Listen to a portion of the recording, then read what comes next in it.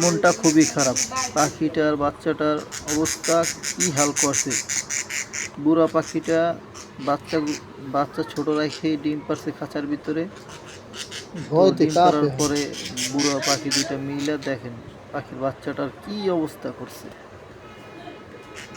এমন হাল করছে, মাথা ঠুকরাইয়ে রক্ত রক্ত করে লাগছে, বেহাল অবস্থা। একদম পাখির খাঁচার দ্বারে যে মনটা খুব খারাপ হয়ে গেল। আমি হয়তো ভাবছিলাম আর কিছুদিন পর হয়তো বা দেখা যায় ডিম পারবে, তো রাখি একসাথে, সরাই নেই। কিন্তু না সরানোর কারণে দেখেন একটু দেরি হয়ে গেছে। কি করছে আজকে একদিনের ভিতরে ঠোকরাইয়া কি অবস্থাটা করছে। যে পাখিটা ঠোকরাই অবস্থা করছে সেটা আবার 4টা ডিম পারছে, আমি আবার খেয়াল করি নাই। তো আজকে খাঁচার ভিতরে তাকানোর পরে দেখি এই অবস্থা। পরে তাকাই দেখি হাড়ির ভিতরে এই অবস্থা করে ফেলাইছে।